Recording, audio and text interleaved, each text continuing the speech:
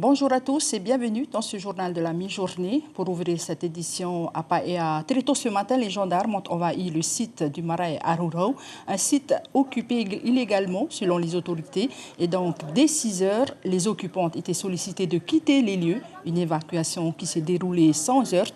Le dialogue a été privilégié à la force, n'est-ce pas, Sandroli? Regardez derrière moi les 4x4 qui descendent avec le ben chargé de leurs affaires personnelles. À 6 heures ce matin, les gendarmes et les mouteurs de la mairie de Paea étaient sur place pour bloquer l'accès qui mène au Marais Arurau. L'expulsion s'est déroulée dans le calme et l'association de Kingdom Polynesian of Utui nous a fait savoir qu'ils reviendraient sur place dans quelques jours.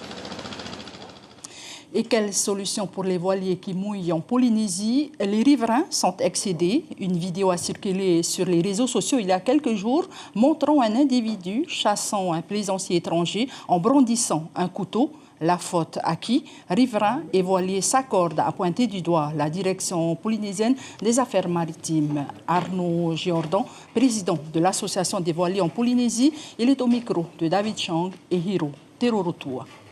Apparemment, quelqu'un s'est énervé à Moorea avec un couteau. Voilà, c'est pas des choses à faire. Les touristes sont en général bien accueillis en Polynésie française. Il faut que ça continue à le faire.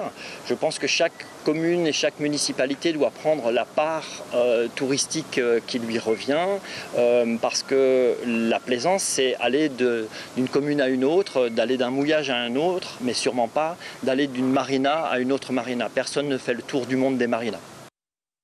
Et face à la progression de la Covid, il faut se protéger, mais attention à ne pas négliger le reste, autrement dit, les autres maladies moins graves. C'est le message répété ce matin par le docteur Grégory Détran. Il était notre invité café ce matin avec Ibrahim Ahmed Aziz. Selon lui, il ne faut pas baisser la garde par rapport aux autres maladies que l'on a tendance à négliger. Depuis le mois de janvier, on entend parler que du coronavirus. Le coronavirus n'est pas la seule maladie qui existe sur la planète, vous l'aurez bien compris. Et on a eu malheureusement la mauvaise surprise de se rendre compte qu'un certain nombre de patients ne consultaient plus pour leur maladie habituelle. Et on a eu des situations dramatiques où des gens ont eu des infarctus, sont restés chez eux, ont eu la moitié de leur cœur qui s'est complètement dégradé. Des situations qu'on a irréversibles parfois.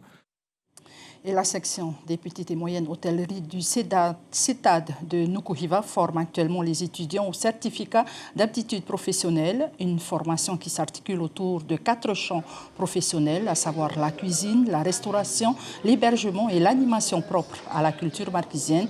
Cette semaine, ce restaurant pédagogique très apprécié de la population de Nukuhiva a réouvert ses portes au public et il affiché complet, comme nous le confirme Grégory Bru, professeur de biotechnologie santé environnement. Il était au micro de Marie Curva. Les élèves vont voir bien sûr la partie cuisine, la partie dressage, la partie service et également des cours un petit peu plus théoriques sur l'hygiène alimentaire, sur les aliments. La partie service, c'est peut-être la partie qui est un petit peu plus compliquée pour eux avec la relation avec les clients, surtout pour les premières années, donc c'est là-dessus qu'on travaille.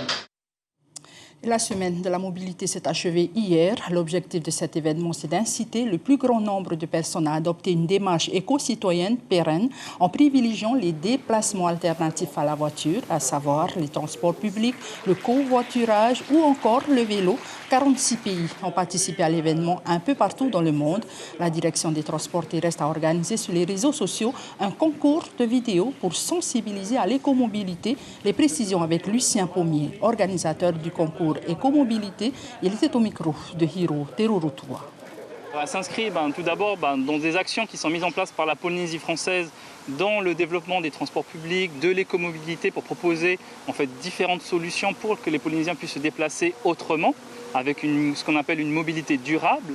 Et elle s'inscrit dans une semaine européenne de la mobilité qui a duré pendant une semaine où on a pu, avec d'autres acteurs et notamment des sponsors, promouvoir les différentes mobilités durables en Polynésie. À noter que le concours a été remporté par Nari Ipo. Il a récolté 1159 votes sur les réseaux sociaux grâce à une chanson intitulée « Ma vision de l'éco-mobilité ». Voilà, c'est la fin de ce journal. Bon appétit si vous êtes à table. On se retrouve tout de suite après le journal, pour le journal en Réo d'Haïti.